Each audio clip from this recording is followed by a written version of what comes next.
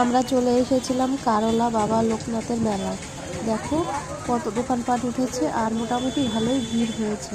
তাই ভাবলাম যে আমি একটু ভিডিও করে তোমাদেরকে দেখিয়ে দিই। দেখেছো কত দোকান, কত খেলনাবাটি, বাচ্চাদেরই বেশি উঠেছে আর বড়দেরও উঠেছে কিছু কিছু জিনিস। তাও ভাবলাম যে একটু ভিডিও করে নিই। এটা একটু বড় ভিডিও, তোমরা দেখতে থেকো।